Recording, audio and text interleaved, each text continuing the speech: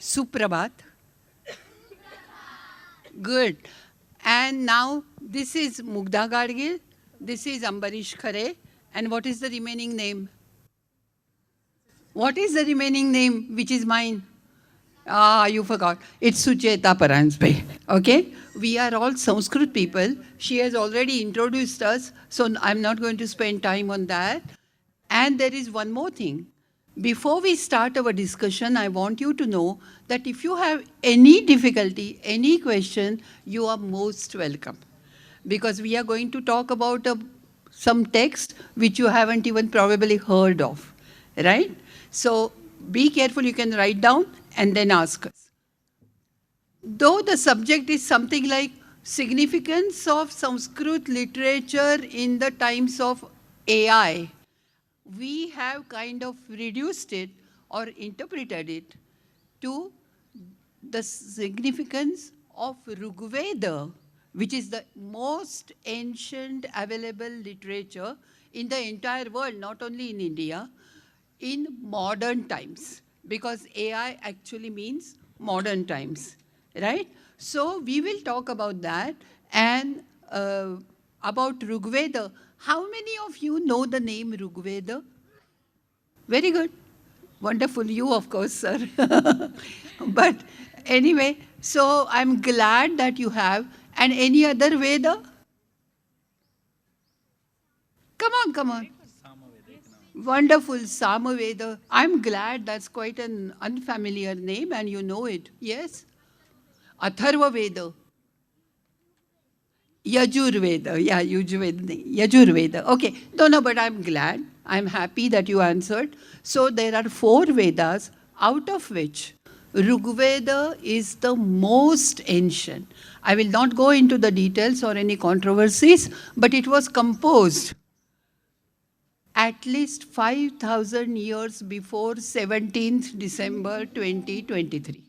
Okay? So whatever we are going to speak will be, remember, all those things were done or said 5,000 years ago. So over to Ambarish, who will explain how Rigveda was composed and what exactly is Rigveda. Thank you, ma'am.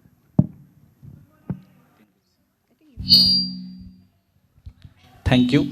Uh, she has introduced the subject, and now let us see what the Rigveda is.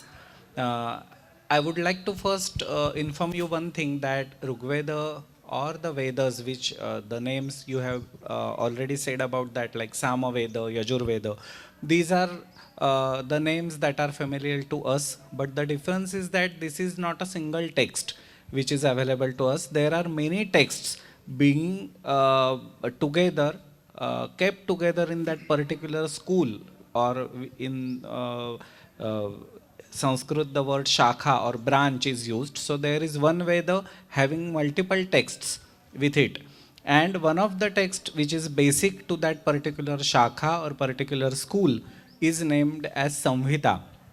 It is a type of collection of ancient mantras that were chanted by the rishis at that time, and they were collected together and put together in the form of a samhita or collection. So when we say Rigveda, we are speaking about that Rigveda Samhita which is in front of us. Now you will be knowing about different texts composed by different authors. For example, in Sanskrit, if we say Raghuvamsha, then we know that there was a famous poet called Kalidasa who composed that particular text. And in modern times also, you know various authors who are composing different poems or different books which you read. Maybe they are in Marathi, English, Hindi, whichever language you are reading the text. But there is no single author who has written down this Rigveda. So there are multiple authors who have contributed in the composition of the Rigveda. Can you name some of those Yes, authors or rishis? yes, these authors are seers or rishis. They have seen the mantras and then they pronounced it. They gave them the physical form in some words and expressed their thoughts, which are collected together. The names are, some of the names are Vasishtha, Vishwamitra, Vamadeva, Atri, and like that. And therefore, usually we refer to Rigveda as an anthology. What is anthology? Can anybody of you tell? No, I think they are Huh? too young. Anthology is a collection in which different authors have contributed. It is not written by single author. If there are many contributors or many authors, then that book is called anthology. So similarly, the Rigveda is anthology. There are many authors who have contributed to this text. Another interesting thing about Rigveda is these authors belong to different time periods and different places. They were not present at the same time at same place, and something like writing down the Rigveda. First thing is that this was the oral tradition, means some particular Rishi like Vasishtha or Vishwamitra, when they saw the mantras or they prepared one sukta, it was chanted by them, it was taught to their disciples, Yeah, that's why I think students. we never say Vishwamitra wrote this. We always say Vishwamitra composed this. Because there was no script, right? Yes, no At script, that no time, just writing. imagine. Everything was to be memorized. Correct. Yes. And probably we say that Vishwamitra saw this because the Yes. word he used, Rishi, Rishi. means something different than the usual author or poet we think of. Yes. So these poets were placed at different regions, and it is usually thought that these people were present right from the region of Afghanistan to modern Delhi, we can say. So this is a vast region of northern India and abroad also. Today's Afghanistan, Pakistan, everything is comes under this particular thing. You know, river Indus or Sindhu. You must have heard about that. So this was the famous river which was flowing through this region, and there were other six rivers like Satluj, Rabi, Bias, Jhelum, etc. And these are always referred to as Sapta Sindhu, seven rivers along with Sindhu. And these rishis were situated at different places among the different villages or towns that were there in this region of Sapta Sindhu.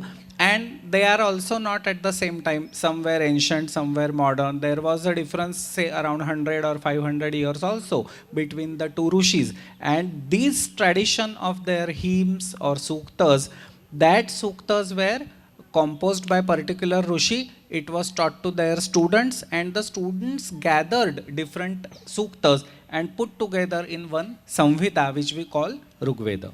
Okay, so what are you trying to say? That all this was oral tradition? Yes. And even though there was no written text, Yes. the students still remembered each and every word. Yes. How did that happen? Each, not only word but also the accent Accent, was no, correct. no. So They everything will was not be able to. memorized, and for that regular utterance or regular chanting of these mantras was very much necessary. When the teacher taught the mantras, he saw to it that each and every alphabet is pronounced correctly along with proper accent, and you have to learn all the mantras by heart, and only then you can carry forward this legacy. You know something? In 1991, UNESCO declared some world heritage, intangible world heritage. I mean, nothing like Verud or something like that, but intangible. And in that, Rigveda oral tradition won the first number. So you can imagine how foolproof it must be. It's like a blockchain. You cannot miss anything. And that is why this tradition, which has come down for 5,000 years, is still followed in Ved Pathshalas even today. Yes, Right? yes. And you must have heard about different pathshalas in Pune and Yeah. also in different places, not only in Maharashtra but in other states of India also. Everywhere, one particular Veda is usually taught to the students who come there, and therefore this tradition is also living in modern times as well. What were the kind of subjects? I mean, we are talking about something they composed in 5,000 years back. So did they only talk about religion, gods, goddesses, or did they talk about something like modern sciences? For example, environmental science. You come to this place and it's so beautifully done up. So did they talk about that too? Mugdha, would you like to say something about it? Yes, sure. The title of this session is Sanskrit Scriptures in the Times of AI. AI or non-AI. We are so closely concerned about the environment that we would be happy to know that our Vedic ancestors in the Rig Veda have said so much about the environment. Basically, they were so closely connected with the nature that some of you might be aware that some devatas, some deities are actually the personification or deification of the nature itself. Have you read Percy Jackson by any chance? So you know who are the parents of the entire universe? She also knows it. So you might have heard about Gaia, right? So in our own Vedic literature, we have Dyava and Prithvi. Dyu is the sky or heaven, and Prithvi is the earth. So actually, they are considered as the primordial parents or the parents of this entire universe, and it is nothing else but the sky and the earth on which we live. And they were looking at the sky and earth, and they felt that this is the duo, these are the parents who have given birth to us. So that's how they were connected with that. And how many of you get up early in the morning? How many of you look at the dawn? Do you imagine even that can be considered as a deity? Early school, huh? So you get up early. Huh?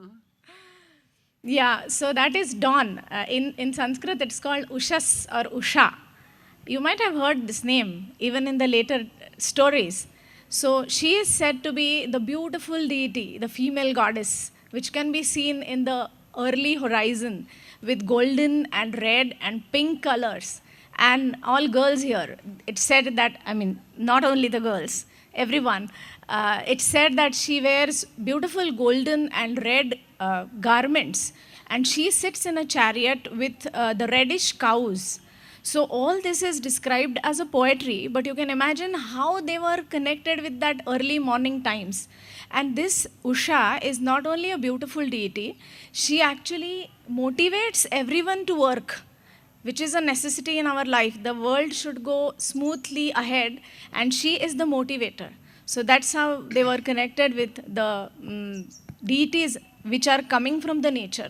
Mugdha, I think even the idea of Pancha Mahabhuta, the great five elements, can you Yes, explain sure. on? Yes, she said she reminded me correctly. You are aware of the concept of Panchamahabhutas, right? That is the basis of our existence, probably. So the idea first comes in the Vedic literature itself, and there is a grand importance of waters and rivers. Ambarish mentioned about the Sapta Sindhu. So we know about the Sapta Sindhu, and there are some mantras where we find the names of number of rivers.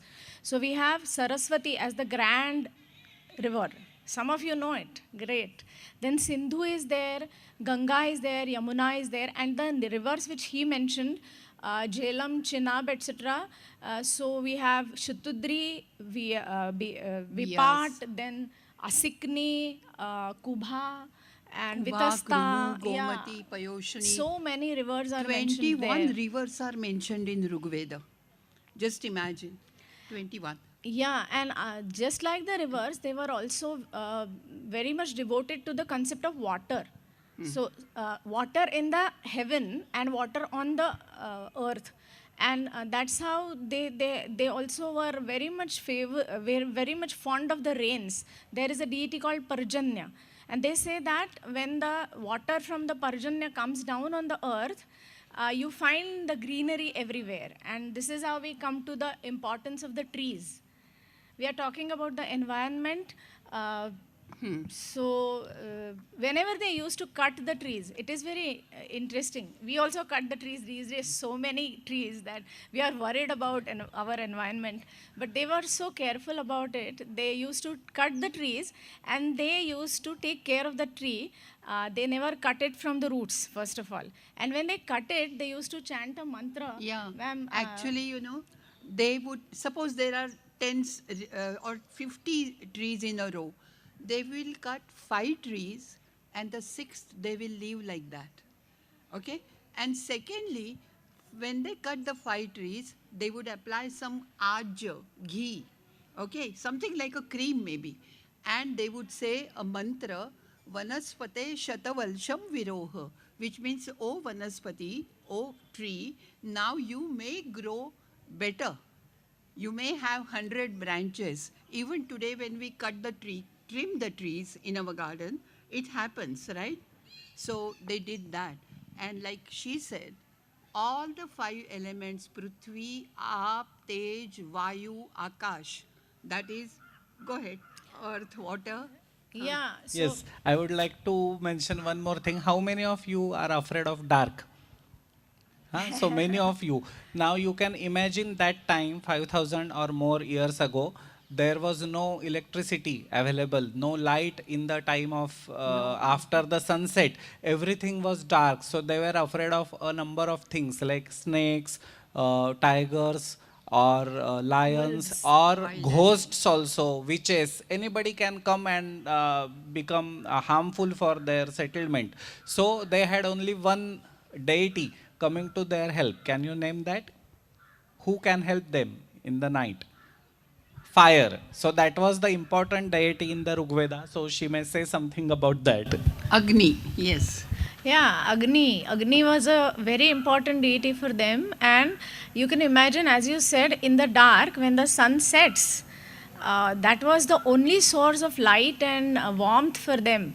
They did not have electricity like us. So, have you watched the Augie and the Cockroaches episode of the fire? So you know the importance of fire, and that was same. But in Isn't it quite, for me, it's quite sad that you know all these comics and stories, and how come you don't know stories from Rigveda? Huh? I would ask Mugdha to give you at least one story at the end of the session, Yes. okay, which you will carry home and promise me you will tell it to your parents or whosoever is there in the family. Tell them because it is that's saying good.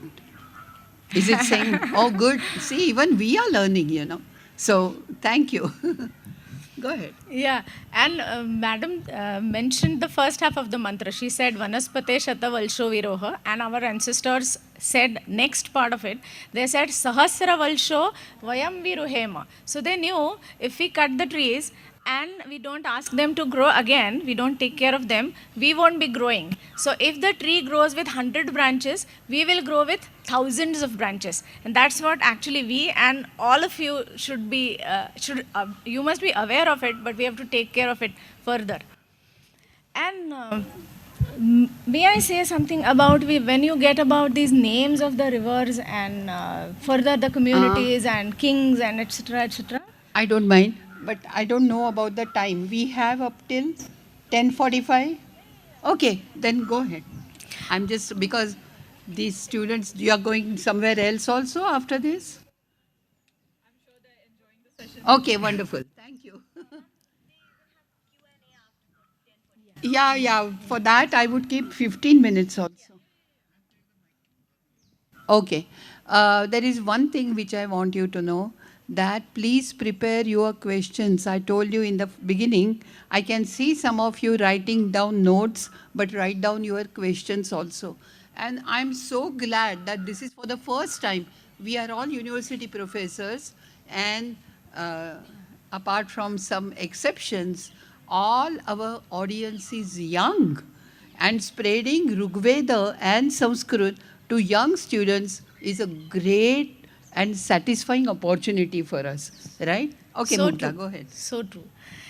So some of these will certainly go ahead and read more Rigveda and some other Vedic yeah, texts sure. maybe. We can expect that. So, thank you. So, I was about to tell you that Sanskrit scriptures are not only the religious texts, as she said in the beginning itself. And we talked something about the environment, and we will also come to know some more interesting part from it. But I wanted to tell you that it is a very good source of history also, because you come to know about the names of rivers. She said 21 rivers are there, and I mentioned some of the names. Yeah. You want to say something? No, you go ahead. And other than the rivers, we get the names of the mountains, we get the names of the regions, and we also get to know the names of multiple kings who existed in those times. So, may I ask one question to them? Do you know why the name of our country is Bharata? Yes? Okay. Okay, good. Yeah. Yes, you please. Wonderful. That's correct. Because of the king Bharat, the character Bharat. Yes. Mugdha? Yeah, so she mentioned about a Bharata from the epic Mahabharata mostly.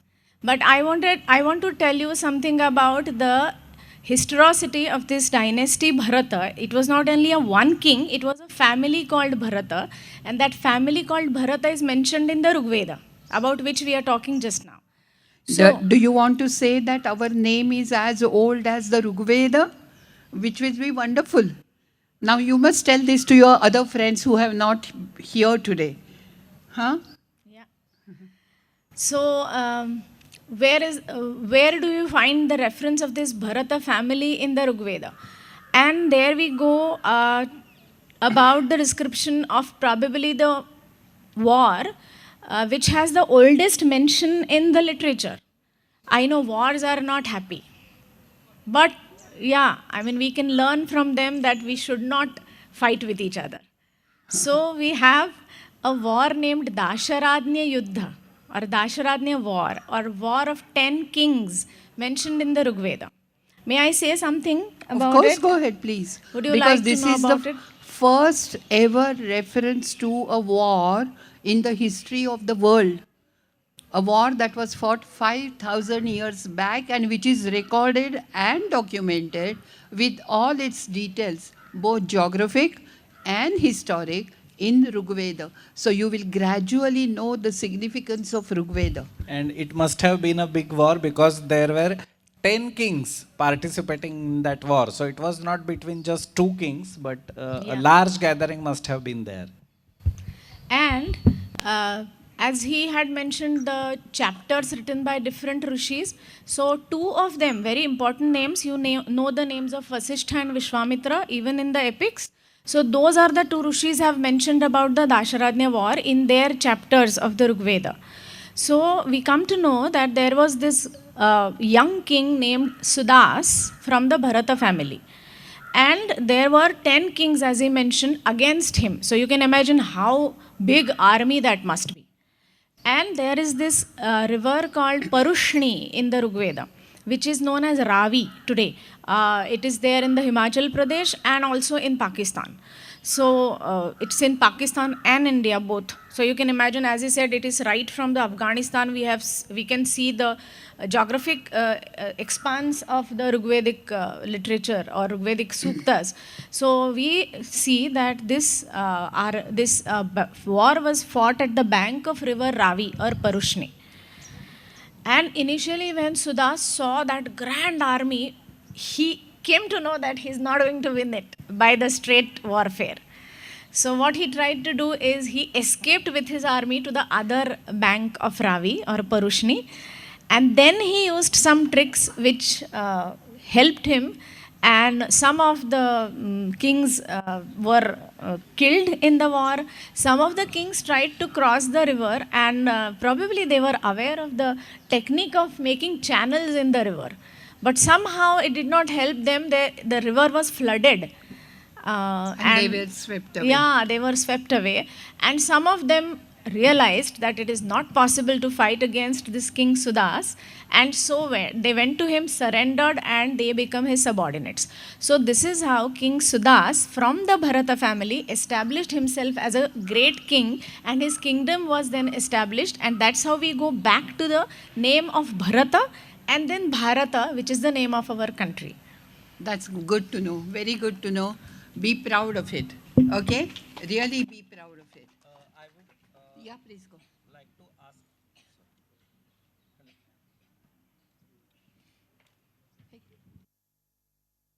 ask you one thing now, because we have discussed about religion, then she has given some information about history and geography also. Now, the thing that remains is actually science and technology, Yeah. or the society as so. So, can you elaborate on that Sure. point? Sure, because science and technology, when I saw that word AI in the title, I said, come on, in Rigveda, everybody was intelligent, but nothing like artificial intelligence. We didn't have Google, we had only memory. And forget about that, but you will be surprised. Now, just now Mugdha mentioned about the war. Do you think they fought the war with their hands? There were weapons. The weapons were made out of alloys. You know what's an alloy? A mixed metal, right? Besides, they always rode on their either bullock carts or horse carts, which are called chariots for some reason. And to make that, just imagine the amount of knowledge they have. I'm, I'm really surprised that they knew this. All girls are here, so let me tell you. The girls, I think you mentioned, Mukta, that they wore beautiful dresses and all. And on these dresses, with a hiranya, that is a golden thread, it is so difficult to mine the gold, then take out the ore, purify it, and then make a thread out of it. But they did it, and they did embroidery, with what? Sucha achidya manaya. With a suchi, a needle, which cannot be broken. Okay? Now, just imagine how did they make that? So all the utensils, for everything they needed metallurgy, the science of metallurgy, and they knew this. But I'm going to talk about something else also, which will be very interesting, about medicine. There are two deities, gods, called Ashwinau. Why Ashwinau? What is Ashwa? Ashwa, what is Ashwa? Yeah, come on, horse, right. So these, they always rode on a horse, and therefore they are called Ashwino, because that was the best way of transportation. There are examples in Rigveda where there was a man who couldn't see properly, they gave him vision. There was a woman who didn't have a child, they gave her some medicine, because of which she had a son called Suhasta. There are many examples, but the best I like is, there was one ship which was drowning in the sea. And I don't know how, but that person whose name was Bujju, he sent an SOS to Ashwino. Okay? Maybe telepathy. And that is not artificial intelligence. So he sent an SOS. Ashwino, they sat on boats which had 100 oars, and they traveled for 9 days and 10 nights and saved him. So you can imagine, there is a reference in Rigveda where they say, Rudrogam mama surya harimanam cha nashaya. I'm using Sanskrit in some ways, because you should know that we really understand Sanskrit, all three of us. So, Rudroga, what can be Rudroga be? Rud is heart, and Roga is disease. So they talk about heart disease and Harimana in jaundice. That was commonly treated. And later on we have what we call Ayurveda. You know that, but the seeds and the roots are found in Rigveda itself. So forget about medicine also. What I'm going to tell you is something amazing now, believe it or not. Just a short story. In 94, I was teaching in Macalester College, USA. 94, when there was not even television in my house. I didn't know what America was. I went there, I was teaching, and it was a solar eclipse, so there was a documentary in an auditorium. I went there. The first shot was a rising sun, and the first sentence of the narrator was, the first ever mentioned reference of a solar eclipse is found in an ancient Indian text called Rigveda. I started crying. Even right now I have goose pimple. I started crying. I said, I'm so proud that they know it. And I felt sad. How many of my countrymen know this? That Rigveda mentions solar eclipse. A Rishi called Atri, he mentions that. They mention lunar calendar, the way we count our Hindu months, Chaitra, Vaishak, Jyeshtha, Ashad, you know that, right? Or they also know the solar calendar, which means they know the speed, they know that sun is steady and earth moves around it, they know everything. They also talk about the 13th month, which is called intercalendary month, to adjust the solar and the lunar calendar. You probably are not aware of, but you will know, which is called Adhik Mahina, extra month in Marathi, and that is mentioned in Rigveda as Mari Mlucha, right? So for this, they not only needed astrology, astronomy, but also very high level of mathematics. If they could not calculate, they have talked about the velocity of Earth and Sun and even the Moon. They also knew when they mention in Vivaha Sukta, Surya. You know what is Surya? She gets married to Soma, which is Moon. What is Surya? Sun. Very good. That is called Surya, short And Surya is the reflected light of the sun which falls on the moon. This is the explanation given in Rigveda. Till long, we didn't know that the moon shines because of the reflected light of the sun, right? So they knew everything. There is even a list of nakshatras, constellations in the Rigveda. They mention a few, which means they knew all the 27. Is there anyone in this crowd who knows all the 27 nakshatras?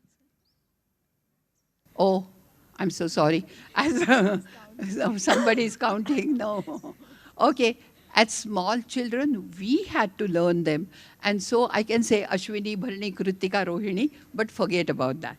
Would you like to say something, Amrish, on Ashwina's medicine?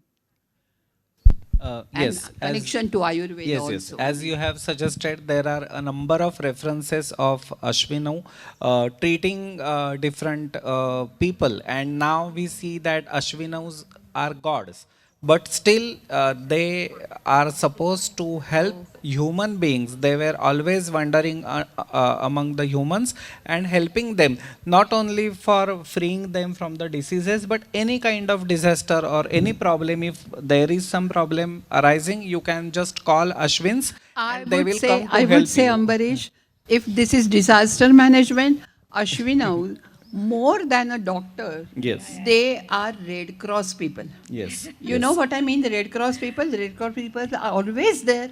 Whatever the emergency, they would run there. Yes? And that thing we see even in case of science, as you have suggested about the reference of nakshatras and Surya, they also know how the rains happen every year, because we have some understanding that there is a god called Indra who gives us water. So that is our understanding. But the Rigveda tells us in one rucha or in one mantra that actually it is sun who absorbs the waters from the earth, keeps them with himself for 9 months like a pregnant person, and then releases those waters in the form of rains again. So they knew the cycle of rain, that there is summer season and after that the rains will come, and after 9 months again this cycle will repeat and next rains will come. So all these things are there woven together very correctly. But in the course of time, what we understood about our ancient people, ancient ancestors, and also their knowledge degraded.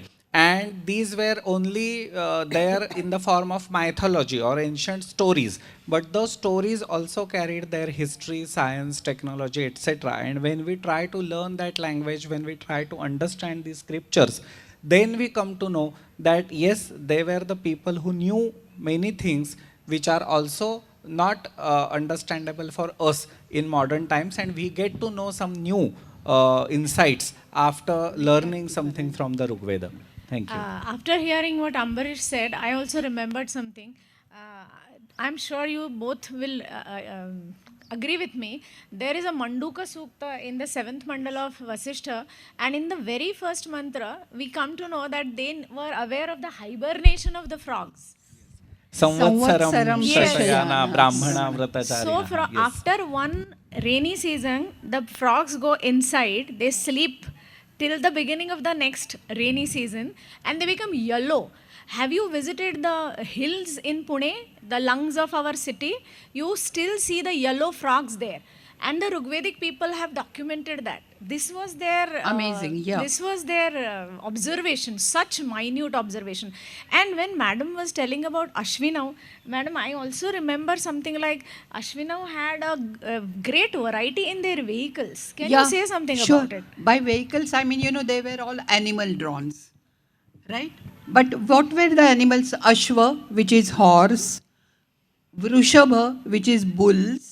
And remember, there were good bullock carts, okay? Nowadays, bull-driven cart is something which we don't like. Shivshumaro, when they travel through water, especially ocean, Shivshumaro, which is called, maybe I would translate it as dolphins.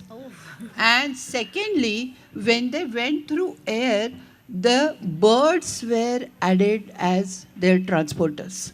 Right. So just imagine, on earth, water and air, Ashwinos could go anywhere. Just one thing about Ashwinav. There was one king.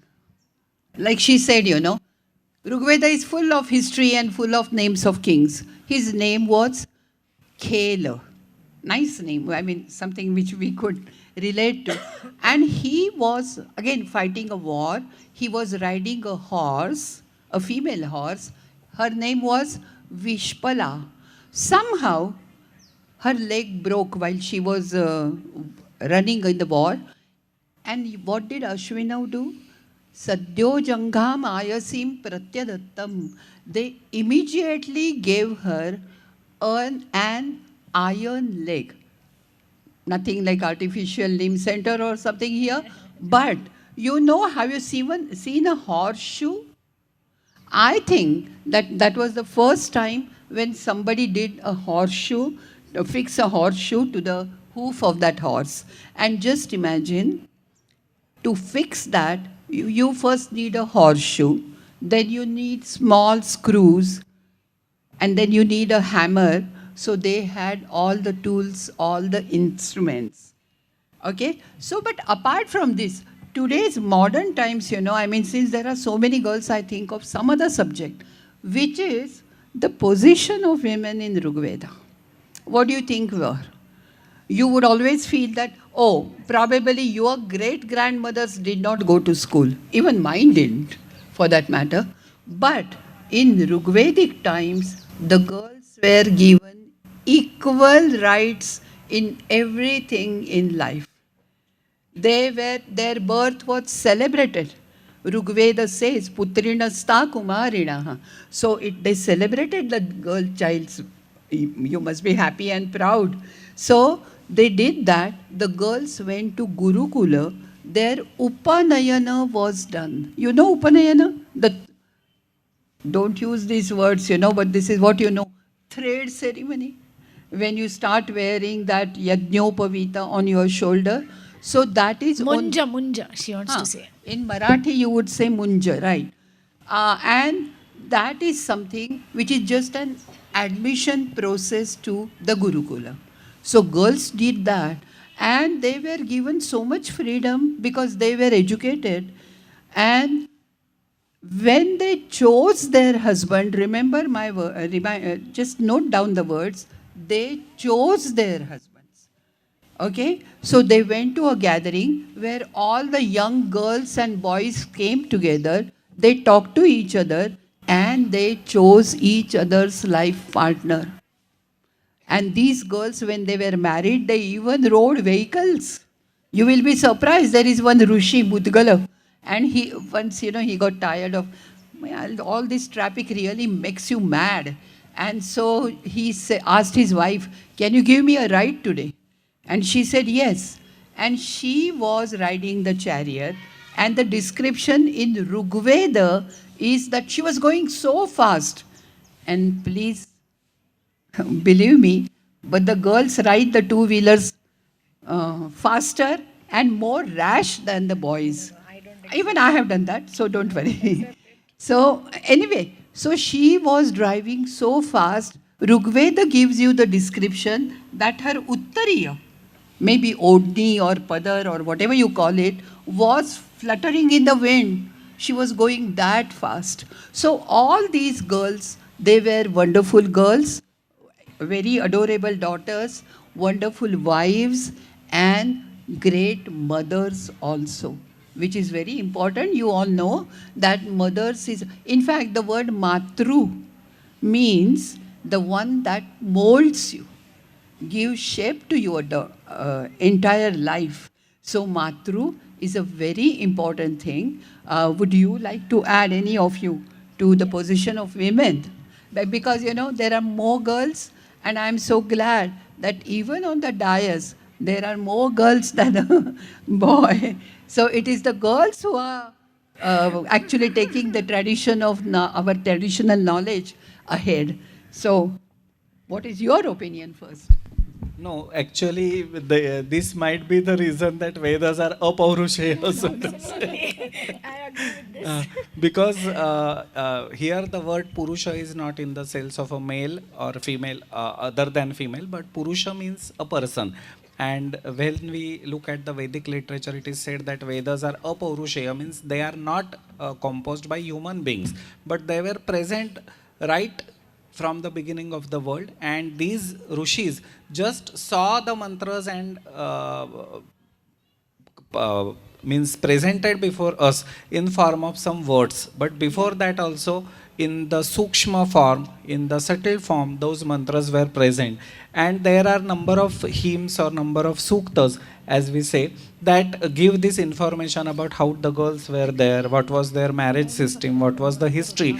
And rather than looking just as the mythology or ancient stories, we should look beyond that. And I would just like to hear something from Sucheta madam. And that thing is that there is one, we are as talking about artificial intelligence, there is one sukta called Saudhyana Sukta, in which it is always said that there are some wise person, intelligent persons who know the actual form of vak or knowledge, and only for them the knowledge comes in front of them in their real form, but other people know nothing. They can utter the word, they can see the word, but they never understand what the true meaning of that knowledge There is. is this Samnyana Sukta is so beautiful. You know what it says?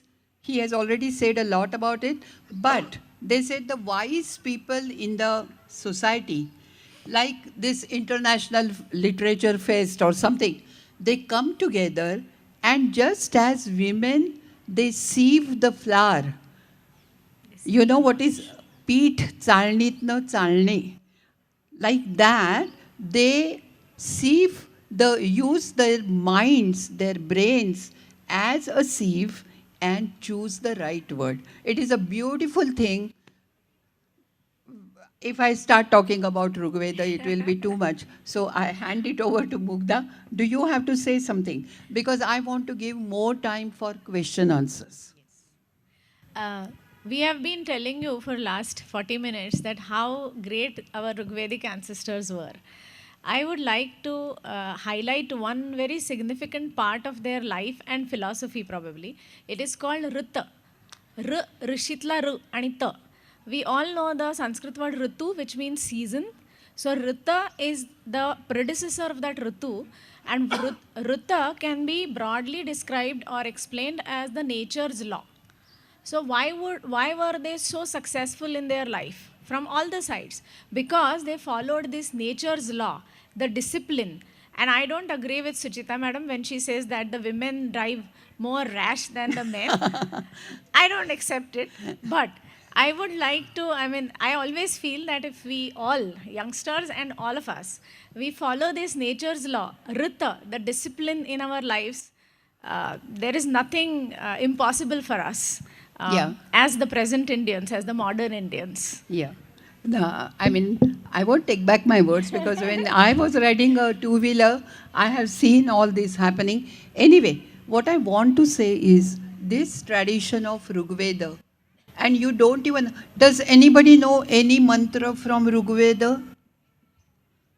You all know. Yes, you The must be only knowing. thing is you don't know it comes from Rigveda. Yes. And that is Tat Savitur Varenyam. You say this?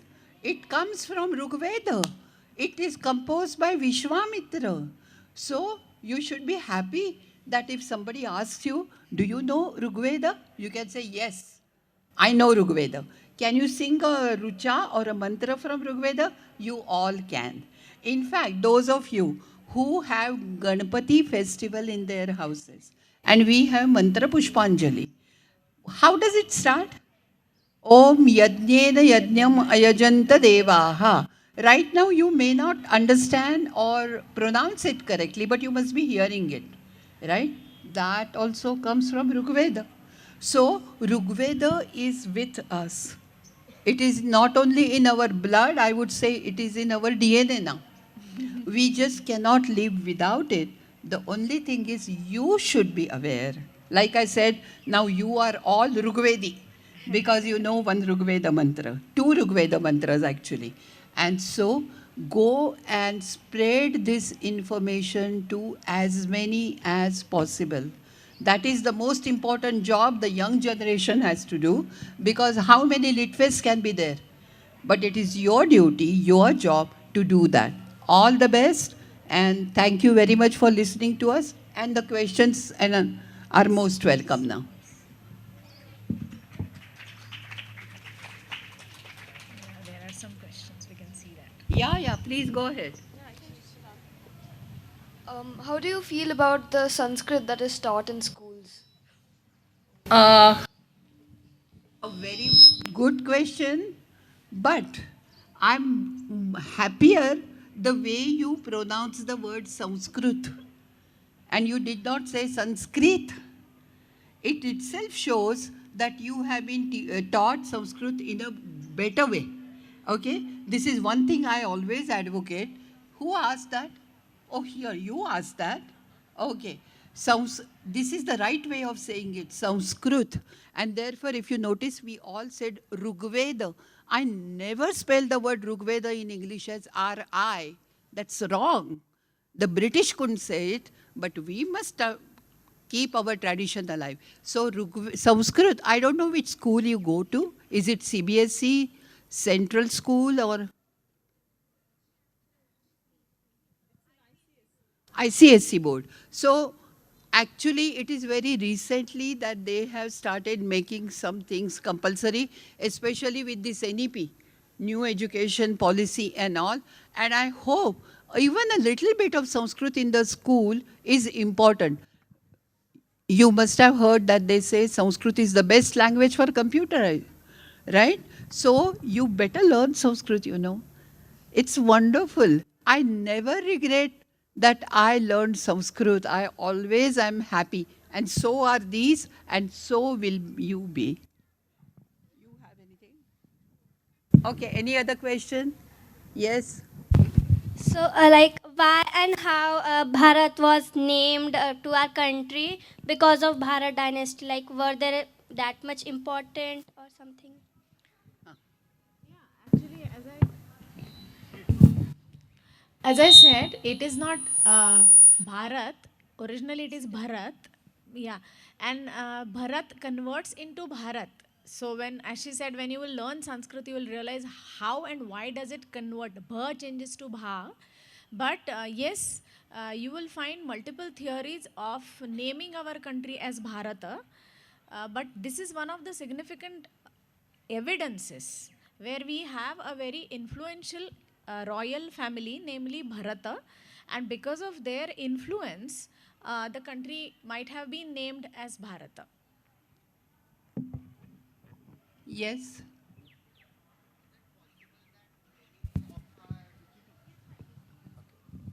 Is it possible that many tales and mythology is just a way of explaining the science to the common people? Perfect. You said it. I would have loved to talk a lot more about this. Does anybody know what is Agnihotra?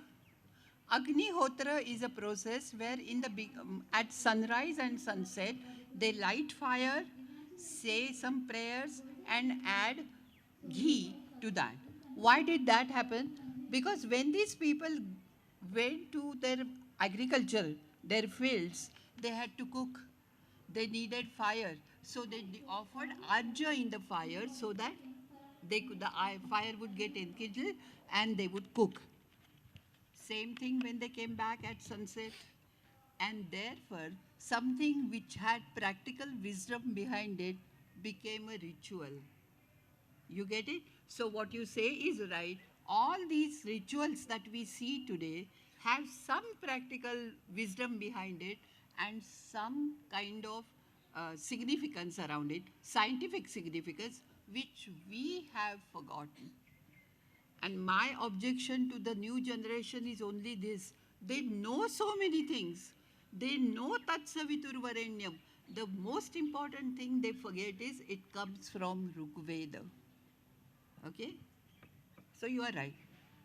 Huh? Oh, I'm so glad there are so many questions. I know. That's why we wound up too. Huh? It is important to learn Sanskrit. Can you see me after the session? I can give you 2 hours talk why you should learn Sanskrit. It is important. Don't forget. Has anybody seen the movie Oppenheimer right now? Correct. So, what did Oppenheimer say? Oppenheimer was a nuclear physicist who created the first nuclear bomb, atom bomb, and then when he was asked about the reaction, he quoted Srimad Bhagavad Gita, a German man who went to US and his reaction is in Sanskrit. Why? Because he had realized that Sanskrit has the true treasure of knowledge and everything that is good. Please go ahead. Tell your teacher that I want to learn Sanskrit. If you can't, then there are even other sources like TMV has exams for Sanskrit. Do that. All of you.